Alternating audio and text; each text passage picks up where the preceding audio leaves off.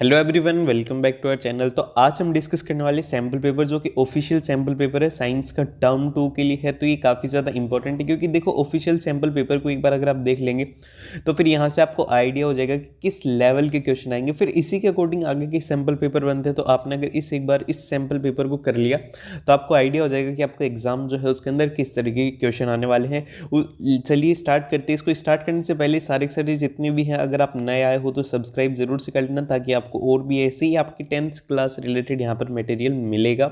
और आपने अगर अभी तक लाइक नहीं किया तो लाइक कर देना जरूर से। यहाँ पर ये जो ब्लू वाला बटन, मतलब जो ग्रे वाला बटन होता है कलरलेस, को आपको ब्लू में बनाना है, और जो सब्सक्राइब वाला है ये होता है रेड को आपको इसके अंदर कलरलेस के अंदर या फिर ग्रे के अंदर कन्वर्ट करना है। ये काम आपको करना है, ठीक है। और बाकी का मैं आपको एक चैप्टर बता रहा हूँ, ठीक है। अब इसमें देखिए सबसे पहले तो इस चैप्टर इसके अंदर कौन से क्वेश्चन आएंगे। इसके अंदर आपके पास में 3 सेक्शन रहेंगे, ए, बी और सी। अब ये जो सेक्शन नंबर ए है इसके अंदर 7 क्वेश्चंस रहेंगे, 2-2 नंबर के रहेंगे सारे के सारे। और इसी तरीके से सेक्शन बी के अंदर 6 क्वेश्चंस है, 3-3 मार्क्स के रहेंगे। और सेक्शन सी के अंदर 2 क्वेश्चन है जो कि है 4-4 मार्क्स के, केस बेस्ड स्टडीज़ हैं। तो इस तरीके से आपका पूरा पैटर्न रहने वाला है। अब आपको यहाँ पर डाउट आएगा कि सर 1 नंबर के क्वेश्चन, तो मैंने पहले कह दिया था कि जो नया पैटर्न आया है अभी उसमें 1 मार्क्स के क्वेश्चन नहीं होंगे। और आपके पेपर यहाँ पर क्लियर है कि यहाँ पर सब्जेक्टिव ही पेपर होंगे। तो आपको अपने सब्जेक्टिव के अकॉर्डिंग प्रिपरेशन करनी है। तो यहाँ पर जो आंसर्स हैं वो एक तो सीबीएसई के अकॉर्डिंग है, और अगर कुछ ऐड ऑन करना होगा तो मैं ऐड ऑन कर दूंगा, तो वो आप अपनी नोटबुक में नोट डाउन करते हुए चलना। तो फिर चलिए स्टार्ट करते हैं। यहाँ पर सबसे पहले क्वेश्चन दिया हुआ है जिसके अंदर कि आपको the table shows the electronic configuration of 4 elements का आपको यहाँ पर इलेक्ट्रॉनिक स्ट्रक्चर दिया हुआ है। और फिर यहाँ पर बोला गया कि identify which element will form the covalent bond with carbon. तो इसके अंदर कोवलेंट बॉन्ड विद कार्बन का मीनिंग ये होता है कि वो उसको 1 या फिर 2 इलेक्ट्रॉन की रिक्वायरमेंट रहे तो फिर वो कार्बन के साथ में इलेक्ट्रॉन बना देगा। तो फिर यहाँ पर ढूंढते हैं किस किस को है। अब यहाँ पर ये पी वाला एलिमेंट है, पी के अंदर कितनी इलेक्ट्रॉन की रिक्वायरमेंट है इसको अपना कॉन्फ़िगरेशन अचीव करने के लिए। इसको है 2 इलेक्ट्रॉन की रिक्वायरमेंट, ठीक है, क्योंकि 2,8 होगा। लेकिन यहाँ पर अगर देखें तो इसके अंदर 2, 8, तो यहाँ पर 7 इलेक्ट्रॉन की रिक्वायरमेंट है, ये इसकी फुलफिल नहीं हो सकती। फिर इसी तरीके से यहाँ पर 1 इलेक्ट्रॉन की रिक्वायरमेंट है, 1 या फिर 2 या फिर 3 इलेक्ट्रॉन की रिक्वायरमेंट कार्बन से फुलफिल होगी, और यहाँ पर ही कंप्लीट है। तो फिर यहाँ पर जो आंसर होगा एक तो 2 इलेक्ट्रॉन वाला और एक यहाँ पर 1 इलेक्ट्रॉन वाला। तो इसका जो करेक्ट आंसर रहेगा वो रहेगा P, R। इसका एकदम से सही आंसर है। यहाँ पर हाफ ऑफ मार्क्स आपको अलॉट किया जाएगा। अगर हाफ आपने पी भी लिख दिया तो आपको हाफ मार्क्स मिलेगा, और आर लिख दिया तो भी आपको हाफ मार्क्स मिलेगा। देन फिर आता है कि carbon react with the element in the above table to form the several compounds. तो यहाँ पर आपको सिंपल से इसका रीजन देना है। मैंने आपको जब कार्बन एंड इट्स कंपाउंड पढ़ाया था कि यहाँ पर कार्बन काफ़ी सारे कंपाउंड्स क्यों बनाता है। इसके पीछे का मेन रीजन है कि वो यहाँ पर टेट्रावैलेंसी होता है, वो 4 बॉन्ड बनाता है, और उसकी कैटिनेशन प्रॉपर्टी, ये दोनों का नाम लिख देना, या तो टेट्रावैलेंसी लिख दीजिएगा या फिर carbon has an the valency of 4 and catenation. यहाँ पर और नहीं है, कैटिनेशन का मीनिंग ये होता है कि वो सेल्फ लिंकेज कितना करता है, मतलब कार्बन से भी बॉन्ड बनाता है और काफ़ी सारे अदर एलिमेंट्स होते हैं उनके साथ में भी बॉन्ड बनाते हैं। तो ये वाला पॉइंट इसके अंदर इंपॉर्टेंट है, दोनों के हाफ ऑफ मार्क्स रहेंगे। देन आता है यहाँ पर क्वेश्चन नंबर 2। अब क्वेश्चन नंबर 2 के अंदर दिया गया कि the diagram shows the part of an the periodic table. आपको ये पीरियोडिक टेबल दिखाई गई है। Which element would react together to form covalent bond. तो यहाँ पर आपको देखना होगा कि कोवलेंट बॉन्ड कौन कौन बना सकते हैं। तो मैंने आपको क्लियर कर देता हूँ कि कोवलेंट बॉन्ड वही एलिमेंट्स बनाते हैं जिनको कि आपस में ना तो वो पूरे इलेक्ट्रॉन एक साथ में लूज कर सकते हैं। अब अगर हम बात करें यहाँ पर इस ग्रुप की, तो इसके अंदर क्या होता है कि अपना 1 इलेक्ट्रॉन लूज कर देते हैं, ठीक है। और अगर इस ग्रुप की अगर स्पेसिफिकली बात करें तो यहाँ पर क्या होता है कि इनको बस 1 इलेक्ट्रॉन चाहिए होता है। तो यहाँ पर ऐसे इलेक्ट्रॉन होनी चाहिए कि जो कि अपना पूरा का पूरा इलेक्ट्रॉन, बस उनको 1 या फिर 2 इलेक्ट्रॉन की रिक्वायरमेंट और उनका कॉन्फ़िगरेशन अचीव हो जाए। तो ये यहाँ पर 1 इलेक्ट्रॉन काफ़ी ज़्यादा आसानी से दे देते हैं, लेकिन ये वाले ग्रुप वाले इसको 1 इलेक्ट्रॉन लेना पड़ता है क्योंकि ये सारे इलेक्ट्रॉन डोनेट नहीं कर सकते। तो इस तरीके के जो कंपाउंड होते हैं जिनको कि 1 या फिर 2 इलेक्ट्रॉन की रिक्वायरमेंट रहती है वो बनाते हैं यहाँ पर कोवलेंट बॉन्ड। यहाँ पर जो W है, W क्या करेगा, 1 इलेक्ट्रॉन को लूज कर देगा, तो ये क्या बनाएगा, ये बनाएगा आयनिक बॉन्ड, ठीक है, आयनिक बॉन्ड बनाएगा। और यहाँ पर ये जो है ये एक Y और Z क्या करेंगे, ये दोनों के दोनों कोवलेंट बॉन्ड बनाएंगे क्योंकि ये यहाँ पर पूरे इलेक्ट्रॉन को डोनेट नहीं कर सकते, तो ये बनाएंगे कोवलेंट बॉन्ड। इसका जो करेक्ट आंसर है वो है आपके पास में Y एंड Z, इसका एकदम से सही आंसर है फर्स्ट वाले का। अब आता है सेकंड। इसके अंदर कि between the 2 elements Y and Z which will be the bigger atomic radius.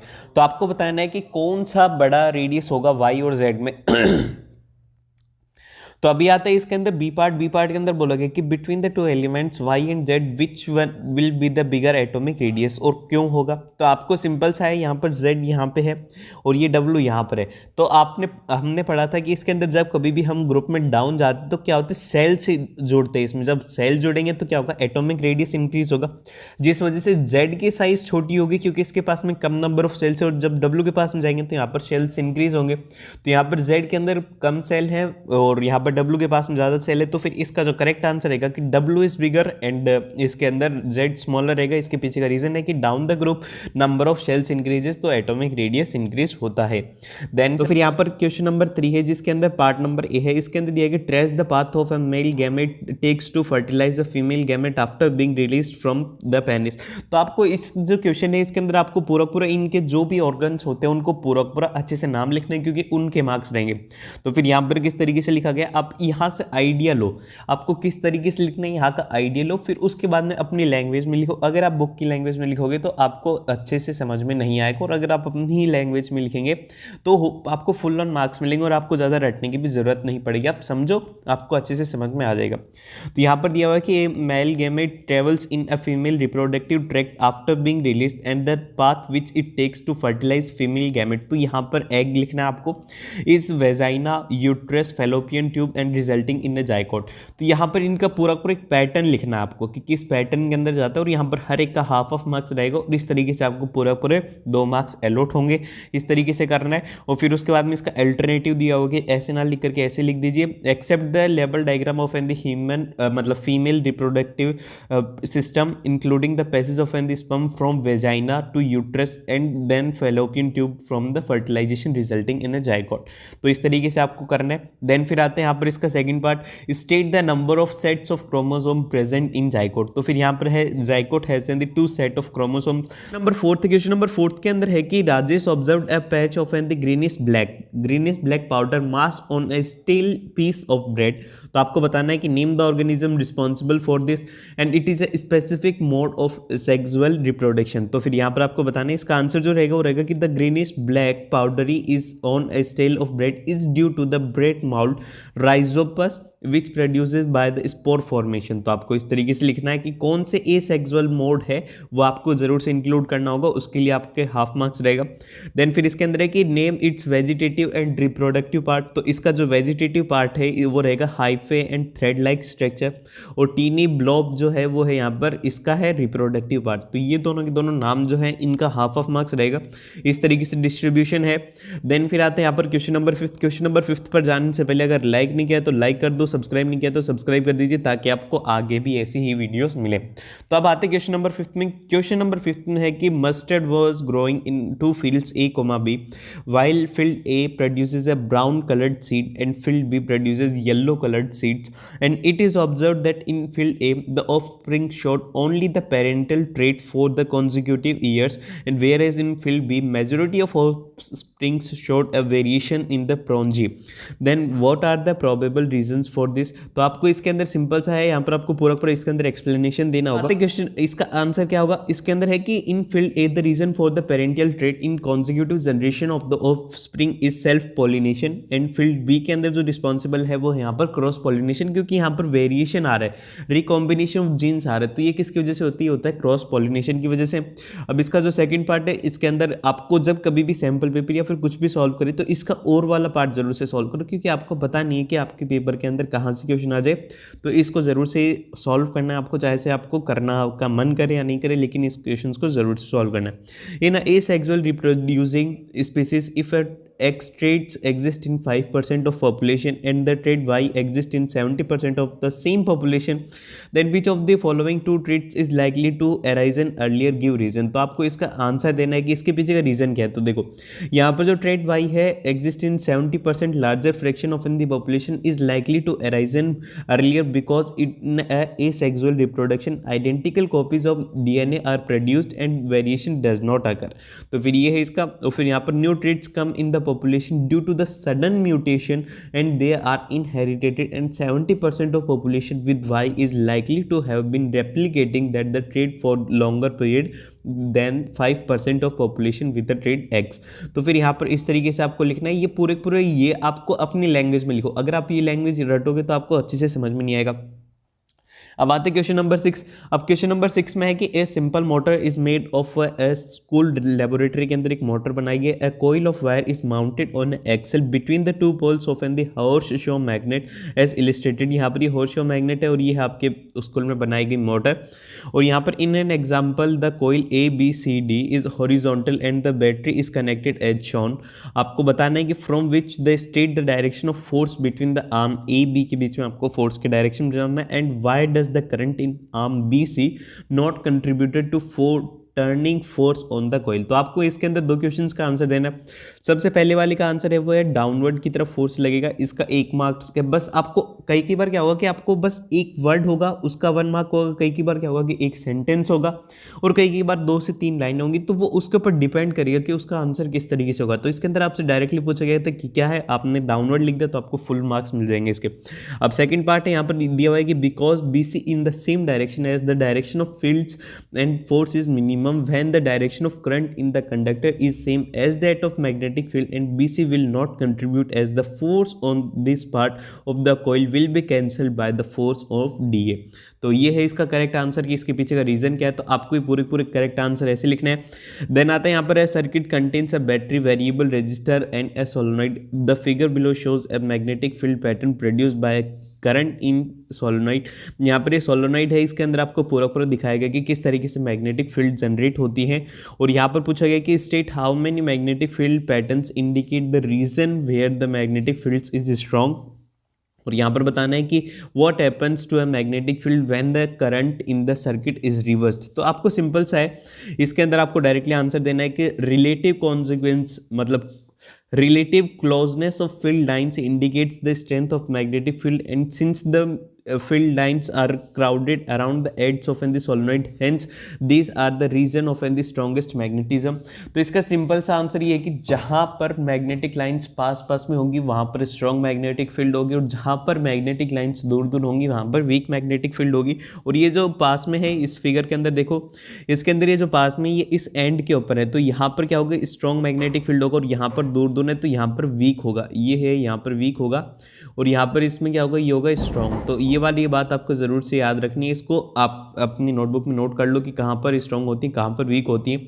अब इसका सेकंड पार्ट है, इसके अंदर क्या होगा कि the direction of field also be reverse. तो यहाँ पर जो डायरेक्शन रहती है, direction is proportional to direction of current, direction of current के प्रोपोर्शनल रहती है। तो ये जो है ये कुछ आपको चीज़ें हैं जो कि आपको याद रखनी होंगी। अब आता है क्वेश्चन नंबर 7। क्वेश्चन नंबर 7 के अंदर आपको दिया हुआ है कि DDT was spread in a lake to regulating the breeding of mosquito, how will it effect the trophic levels in following food chain associated with lake. आपको इसका आंसर को जस्टिफाई करना है। इसमें आपको पूरी एक फूड चेन दी हुई है कि यहाँ पर हॉक है, लार्ज फिश है, स्मॉल फिश है, प्लैंकटन है, और यहाँ पर एक्वेटिक एनवायरनमेंट है। इसके अंदर आपको इसका क्या करेक्ट आंसर रहेगा, इसका जो करेक्ट आंसर है वो है कि यहाँ पर DDT is an the non biodegradable pesticides will enter the food chain from first trophic level that is plankton, वो इससे एंटर करेगा, and the non biodegradable pesticides accumulate the progressive at each trophic level, and this phenomena is known as biological magnification, and hawk will be at an the highest level of pesticides. ठीक है, ये है इसका answer. आपको 3 points के अंदर लिखना होगा इसे। आपको पहले इसके अंदर डेफिनेशन जरूर से बतानी होगी, जैसे कि इसके अंदर बायोलॉजिकल मैग्निफिकेशन की डेफिनेशन बताई, तो आपको इस तरीके से अगर उसमें कोई भी ऐसी टर्म आती है तो आपको उसको डेफिनेशन ज़रूर से बतानी है। देन आता है इसका सेकंड पार्ट। इसके सेकंड पार्ट के अंदर दिया गया कि in the following food chain vertical arrows indicates the energy lost in environment, in horizontal arrow indicates the energy transfer to the next trophic level, and which one of the 3 vertical arrows ACE and which one of the horizontal arrows BD will represent the more energy transfer। इसके अंदर दिया गया कि green plants हैं वो environment को कितनी energy देते हैं, और जो डियर है वो कितनी एनर्जी देता है, और ये जो कार्निवोरस है ये इन्वायरमेंट को कितनी एनर्जी देते हैं।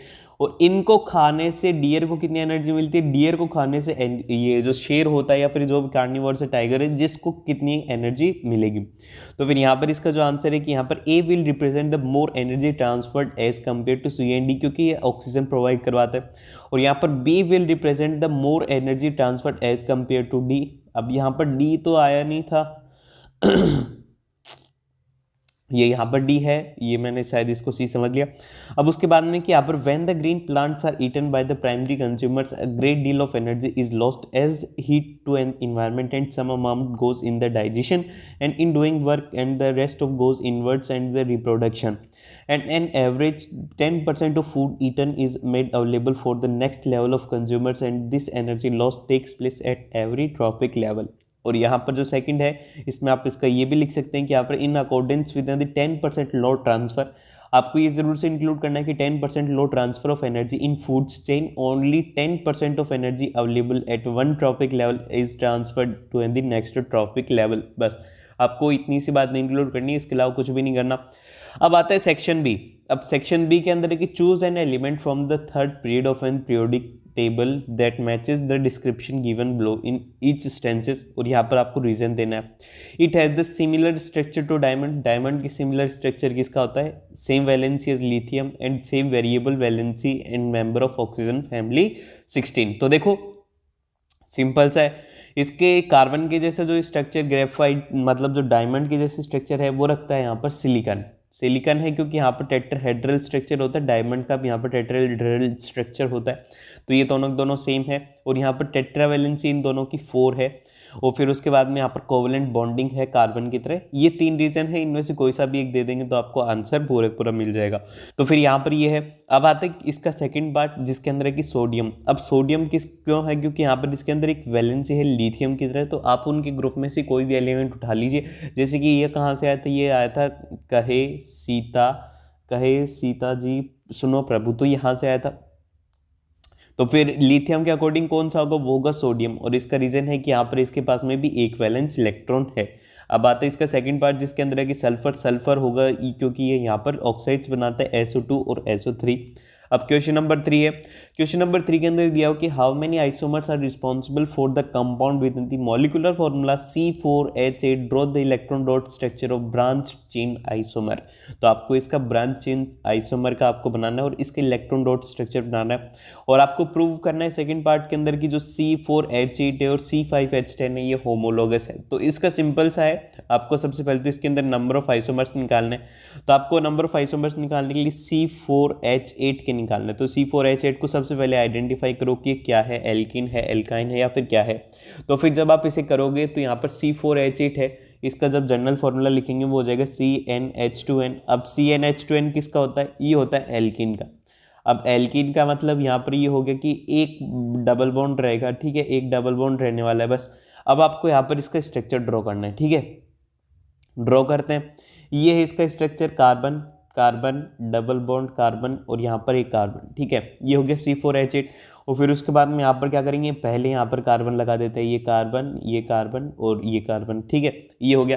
अब उसके बाद में आप क्या बोलेंगे कि सर अब यहाँ पर लगाती तो अब यहाँ पर लगा दो, यहाँ पर लगा दोगे तो ये इधर से और इधर से सेम रहेगा, तो ये वाला स्ट्रक्चर नहीं होगा। ये फर्स्ट है, ये सेकंड है। और अब यहाँ पर थर्ड में क्या करते हैं कि एक ब्रांच बना देते हैं, ये हो गया कार्बन कार्बन और एक यहाँ पर ब्रांच बना दी और एक हो गया कार्बन।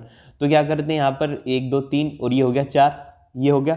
और फिर उसके बाद में एक में क्या करेंगे, अब इसमें फोर्थ वाले में क्या करते हैं कि ब्रांच जो वाली के अंदर आप क्या कर देना, कार्बन लगा देना, ये हो गया। इस तरीके से आपके 4 स्ट्रक्चर बन जाएंगे।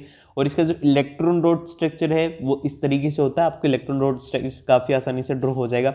अब आते हैं इसके सेकंड पार्ट पर जिसके अंदर कहा गया है कि C4H8 और जो C5H10 है ये होमोलोगस है या फिर नहीं है।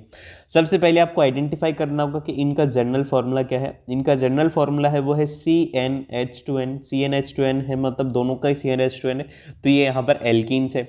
और अभी इनका डिफरेंस चेक करो कि कितना है, तो आपको C5H10 और C4H8 के अंदर किसका डिफरेंस मिल रहा है, वो मिल रहा है 1CH2 का। जब 1CH2 का डिफरेंस मिल जाए तो वो क्या होते हैं, वो होते हैं होमोलोगस। या फिर आप ये कर लो कि इनका एटॉमिक वेट निकाल करके अगर इनका डिफरेंस 14 एटॉमिक मास यूनिट आता है तो यहाँ पर ये क्या होती है, ये होते हैं होमोलोगस, और इनका सेम फंक्शनल ग्रुप है और सेम इनका जनरल फॉर्मूला है। इनमें से कोई से भी दो रीजन लिख दो, एक रीजन तो आपको मस्ट लिखना है, वो लिखना है CH2 का, और सेकंड लिखना है सेम फंक्शनल ग्रुप का, आपका काम खत्म। अब आते हैं यहाँ पर इसी के सेकंड पार्ट के ऊपर। अभी इसके पार्ट के अंदर दिया हो कि carbon compound A having a melting point 156 kelvin and boiling point दिया हुआ है 351 kelvin with the molecular formula, जिसका मॉलिक्यूलर फार्मूला है C2H6O, is soluble in water in all proportions. तो यहाँ पर वाटर के अंदर सॉल्यूबल है, तो आपको आइडेंटिफाई करना है कि ए क्या होगा और इसका इलेक्ट्रॉन डॉट स्ट्रक्चर बनाइए। और यहाँ पर सेकेंड वाला जिसके अंदर है कि give the molecular formula of any two homologous of A. तो आपको सबसे पहले आइडेंटिफाई करना है कि ये क्या होगा। तो देखो ये क्या है, ये है C2H6O, इसके अंदर इसका मेल्टिंग पॉइंट दिया हुआ है और यहाँ पर बॉइलिंग पॉइंट दिया हुआ है। तो आपको इसमें कराना है कि soluble in valve proportions of water. तो इसके अंदर जब ये गिवन है कि सॉल्यूबल है तो ये क्या हो सकता है, जब वाटर के अंदर हर एक चीज सॉल्यूबल होती है तो यहाँ पर एल्कोहल ही आपको कंसिडर करना है। अब एल्कोहल कंसिडर करोगे तो ये जो C2H6O है, आपको बस इसको सिंपल सा इसका फॉर्मूला लिख देना है, वो लिख देना है आपको कि ये हो जाएगा आपके पास में C2H5OH, बस इथेनॉल हो गया। इसका इलेक्ट्रॉन डॉट स्ट्रक्चर बना देना है और फिर उसके बाद में इसकी जो होमोलोगस लिखना है, एक आगे वाला लिख देना, एक पीछे वाला लिख देना। C2H5 में से एक CH2 सब्ट्रैक्ट कर देना या फिर एक CH2 ऐड कर देना, जो भी करना चाहो कर दीजिएगा। इसका आंसर रहेगा ये। और फिर उसके बाद चलते हैं यहाँ पर इसी के क्वेश्चन नंबर 10 पर। इसमें है कि 2 T plants, one is rounded yellow seeds RRY and another with the wrinkled seeds RYY produces F1 prongee with the round and yellow RYR seeds, and with the when F1 seeds self-pollinated with the new combination of character is accepted in the F2 prongee, and how many seeds with these new combinations of character will be produced when total of 160 seeds are produced in F2 generation, explain with reason। तो सबसे पहले तो आपको यहाँ पर जो है given इसके अंदर लिखना है कि राउंड जो ग्रीन है वो क्या होंगे, यहाँ पर 30 होंगे, और यहाँ पर जो व्रिंकल्ड येलो है वो भी यहाँ पर 30 होंगे। New combinations are produced because of independent inheritance of seed shape and the colour traits. तो ये है इसका मेन रीजन। देन फिर चलते हैं यहाँ पर क्वेश्चन नंबर 11 में। क्वेश्चन नंबर 11 में दिया हुआ है कि It would cost a man 3.5 to buy a 1 kilowatt hour of electrical energy from main electric board। तो यहाँ पर इसका कहने का मीनिंग ये है कि जो 1 यूनिट है, 1 यूनिट की जो वैल्यू है वो है यहाँ पर 3.5 रुपये। ये है यहाँ पर 3.5 रुपये इसकी वैल्यू दी हुई है। And his generator has the maximum power of 2 किलोवोट। तो उसके जो जनरेटर की मैक्सिमम पावर है वो कितनी है, वो है यहाँ पर 2 किलोवोट। ठीक है। और फिर उसके बाद the generator produces the energy at an maximum power for 3 hours. 3 घंटे के लिए काम कर सकता है, 2 आवर की प्रोड्यूस कर सकते हैं। तो मैक्स टू मैक्स ये कितना कर पाएगा, ये कर पाएगा 6 किलोवाट आवर बस प्रोड्यूस कर सकता है। ठीक है। और फिर उसके बाद में यहाँ पर calculate how much it would cost to buy the same amount of energy from the electric board supply. तो यहाँ से इसने कितनी पावर जनरेटर से काम ली, वो ली 6 किलोवाट, और उसको अगर यही यहाँ से काम में लेगा तो आपको क्या करना है 3.5 इंटू 6 कर देना, तो आपका आंसर आ जाएगा। तो इसको क्या करो 7/2 इंटू 6, ये क्या हो जाएगा, ये हो जाएगा 3, तो ये हो जाएगा 21 कॉस्ट पड़ेगा इसके। इसमें गिवन है कि student boils a water in electric kettle for 20 minutes using the same power supply, he wants to reduce the boiling point. मतलब ये यहाँ पर टाइम को रिड्यूस करना चाहता है, मतलब पावर को इंक्रीज करेगा। अब पावर को इंक्रीज करने के लिए आगे क्या बोला हुआ है कि to do so he should increase और decrease the length of heating element, justify your answer. तो सिंपल सा आपको फॉर्मूला लगाना है यहाँ पर P इज इक्वल टू ये क्या रहता है, वो रहता है V²/R। अब ये वाला फॉर्मूला क्यों लगा है, क्योंकि यहाँ पर आपको दिया हुआ है कि यहाँ पर using the same main supply, मतलब वोल्टेज सेम है, तो यहाँ पर रेजिस्टेंस के इन्वर्सली प्रोपोर्शनल हो गया। अब रेजिस्टेंस के इन्वर्सली प्रोपोर्शनल हो गया तो यहाँ पर पावर क्या हो जाएगी, ये हो जाएगी इसके इन्वर्सली प्रोपोर्शनल। अब इन्वर्सली प्रोपोर्शनल है तो जब लेंथ इंक्रीज होगी तो यहाँ पर क्या होगा, रेजिस्टेंस इंक्रीज होगा, रेजिस्टेंस इंक्रीज होगा तो ये यहाँ पर डिक्रीज होगा। तो आपको क्या करना चाहिए, यहाँ पर जल्दी से करिए इसका आंसर। आप देखो यहाँ पर फॉर्मूला आपके सामने B is equal to V²/R, और यहाँ पर मैंने R का भी फॉर्मूला बता दिया, R is equal to ρL/A। तो अब बताओ कि यहाँ पर पावर इंक्रीज करनी है तो क्या करना होगा, इंक्रीज करना होगा या फिर डिक्रीज करना होगा, जल्दी से कमेंट बॉक्स में। अभी इसका जो करेक्ट आंसर है वो ये है कि to reduce the boiling point the main supply the rate of heat production would be raised. तो यहाँ पर जानते हैं कि P is equal to V square by R, V constant है, आर डिक्रीज हो जाएगा। Since the R is directly proportional to L so the length should be decrease. तो यहाँ पर लेंथ को डिक्रीज होना पड़ेगा ताकि रेजिस्टेंस डिक्रीज हो, रेजिस्टेंस डिक्रीज होगा जब तो पावर इंक्रीज होगी। बस इतना सा बात था, जो समझ गया वेल एंड गुड, जो नहीं समझा इसको समझ लो। अब आते हैं इसके क्वेश्चन नंबर 12th में। अब 12th वाला है, इसके अंदर आपको दिया हुआ है कि ये किस तरीके से है पूरा पूरा ये पूरा पूरा सर्किट डायग्राम दिया हुआ है और इसमें बोला गया कि in the both circuit the current reading in ampere, मतलब इसके जो एम मीटर है इसके अंदर 2 एम्पेयर की करंट रेटिंग है, what would be the value of R. तो इसके अंदर वैल्यू निकालनी है आपको आर की। तो ये सिंपल सा होता है, आपको अगर सीरीज और पैरेलल को आइडेंटिफाई करने में प्रॉब्लम होती है तो मैं आपको बताता हूँ कि किस तरीके से आइडेंटिफाई करना है। अगर इनका पॉइंट जैसे कि ये है और ये है, अगर इनका पॉइंट एक जगह पर आकर के मिल रहा है तो मतलब ये क्या होते हैं, ये होते हैं पैरेलल में। जैसे कि इसका और इसका पॉइंट यहाँ पर एक जगह से मिल रहा है तो ये हो गया यहाँ पर पैरेलल। तो आपको सिंपल सा क्या करना है, इन तीनों को करना है पैरेलल में। पैरेलल में करने के बाद में आपको इसकी इक्वेशन लिखनी है, जैसे कि आर इनका इक्विवेलेंट जो रहेगा 1/r equivalent 1/5 plus 1/10 plus 1/r1। अब उसके बाद में ये है, ये यहाँ पर इन दोनों ये क्या हो जाएंगे, ये हो जाएंगे सारे सारे सीरीज में। तो r इक्विवेलेंट प्लस ऑफ 12 ये हो गया इनका पूरा पूरा r फाइनल। ठीक है, अब ये r फाइनल आ गया और इसमें करंट दिया हुआ है 2 एम्पियर और यहाँ पर वोल्टेज है वो है 30 वोल्ट। तो आपको सिंपल से क्या करना है, ओम्स लॉ लगाना है। ओम्स लॉ लगा करके v is equal to I R. ठीक है, v is equal to I R, यहाँ पर v दिया हुआ है 30, i दिया हुआ है 2 और r की वैल्यू आ जाएगी। तो r की वैल्यू आ गई यहाँ से 15 ओम। तो यहाँ पर जो फाइनल है, मतलब जो फाइनल r इक्विवेलेंट है वो कितना आना चाहिए, वो आना चाहिए 15 ओम। और आपने किस तरीके से निकाला था, वो निकाला था कि r equivalent plus of 12 is equal to 15 ohm. और फिर उसके बाद यहाँ पर r इक्विवेलेंट की वैल्यू पुट कर देनी और इसे सिंपल सा सॉल्व कर देना। ठीक है, अब उसके बाद में आता है इसी का सेकंड पार्ट, जिसके अंदर कि आपको यहाँ पर टोटल रेजिस्टेंस निकालना है, find the total current in circuit.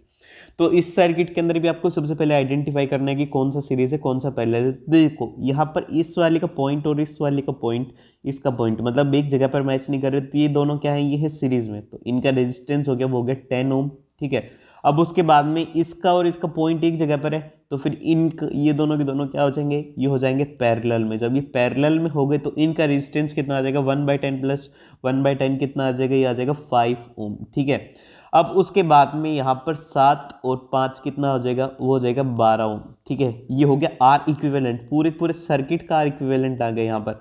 अब उसके बाद में आपको क्या निकालना है, बस करंट निकालना है। तो current is equal to V I R रहेगा और यहाँ पर वी है 24, आर है आपके पास में 12, तो यहाँ से आई आगे आगे 2 एम्पेयर। ठीक है, ये इस तरीके से सॉल्व करना है, ये है पूरा पूरा सॉल्यूशन। अच्छे से देख लेना, अगर समझ नहीं आए तो एक और बार देख लेना। ठीक है, ये है पूरा पूरा इसका सॉल्यूशन। देन फिर चलते हैं यहाँ पर क्वेश्चन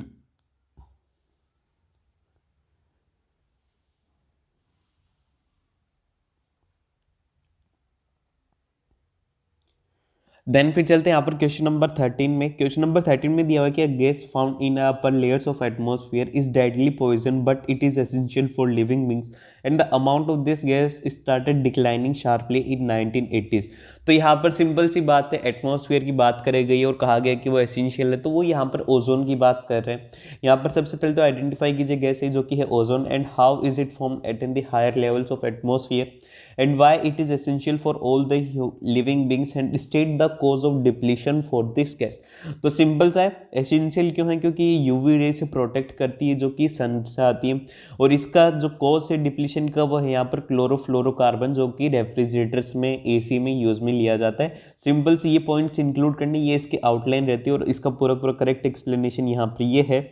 इसमें है कि ऑक्सीजन मॉलिक्यूल्स इसके अंदर पूरी पूरी फॉर्मेशन दी गई है। ये है इसका पहले gas is ozone and alternative except the formula of gas ozone at in the higher levels of an atmosphere is a product of an the UV rays acting oxygen molecules the higher UV radiations split apart some molecules of oxygen to free oxygen, and these atoms combines with the molecular oxygen to form ozone. Simple सा है, आपको बस इसके अंदर इतनी सी बात include करनी कि मॉलिक्यूलर जो ऑक्सीजन होती है वो यूवी रेस की वजह से ऑक्सीजन और ऑक्सीजन के अंदर कन्वर्ट हो जाती है, फिर ये जो फ्री ऑक्सीजन है फिर से ऑक्सीजन के साथ में रिएक्ट करके ओजोन बना देती है। इस तरीके से ओजोन बनती है। और यहाँ पर जो है ozone shields the surface of earth and protect the living organism from ultraviolet rays and chlorofluorocarbon which are used in refrigerator in the fire extinguisher leads to depletion of ozone layer.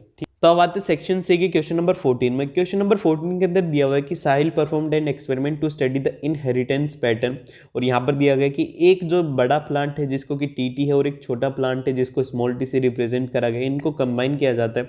तो आपको identify करना है कि what will be the set present in the F1 generation. तो F1 के अंदर रहेगा T रहने वाला है।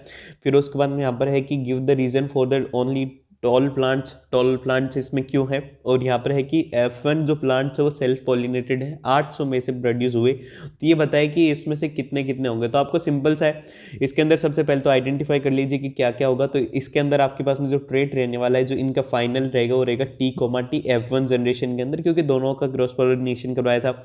अब उसके बाद में यहाँ पर सेकंड वाले का रीजन ये है, थर्ड वाले के अंदर है कि यहाँ पर out of the 800 plants 600 plants would be tall and 200 plants would be small, क्योंकि यहाँ पर जो इनका रेशियो रहता है वो रहता है टी रेशियो 2T और फिर यहाँ पर रेशियो टी, ठीक है, इस तरीके से रेशियो रहता है। तो यहाँ पर ये है टॉल और फिर उसके बाद यहाँ पर ये है वो, मतलब ये भी टॉल ही है और ये यहाँ पर शॉर्ट, तो इस तरीके से रहता है। अब इसके अंदर जैसे कि आपको 800 है, 800 को 4 हिस्सों के अंदर डिवाइड करना है। 800 को 4 हिस्सों के अंदर मतलब 200 और 4 हिस्से इनको दे देने हैं। तो फिर उसके बाद मतलब 3 हिस्से इनको दे देने मतलब 600 और बचा हुआ यहाँ पर 200 इसके पास में। तो इस तरीके से करना होता है इस क्वेश्चंस को। अब चलते हैं यहाँ पर क्वेश्चन नंबर 15 में। क्वेश्चन नंबर 15 के अंदर है कि Ansari sir was demonstrating in his class with the setup as shown in figure. यहाँ पर एक सेटअप गिवन है आपको, यहाँ पर इसके अंदर अकॉर्डिंग जो अंसारी सर है वो आपको कुछ दिखा रहे हैं, तो देख लेना।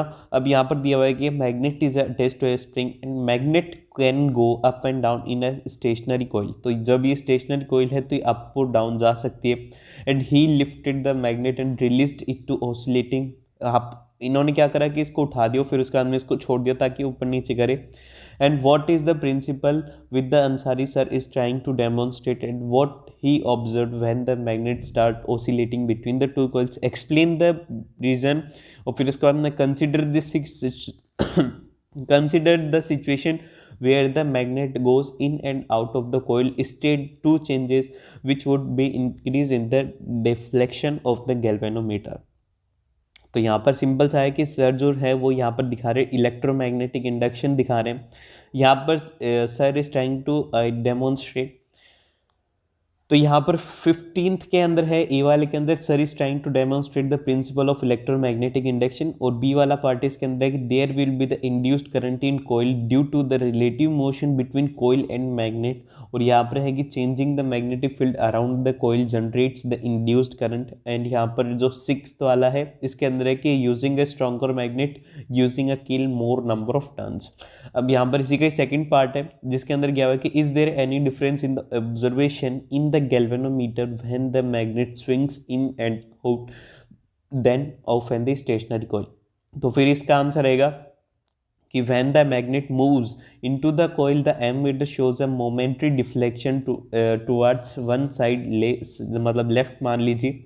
when the magnet moves out the galvanometer shows the momentary deflection towards right। और फिर यहाँ पर this is due to the change in magnetic field या फिर flux associated with the coil of magnet moves in and out. और alternative है कि यहाँ पर इसमें से या फिर इसमें से कोई सा भी लिख दीजिए कि the flux increases with the magnetic when the magnet goes in and decrease in when the magnet goes out. तो ये है इसका रीजन। देन फिर उसके बाद में यहाँ पर इस तरीके से आपका पूरा सैम्पल पेपर डिस्कस हो गया है। आपको इसी तरीके से सोशल साइंस का भी सैम्पल पेपर मिल जाएगा, तो वो भी देख लीजिएगा।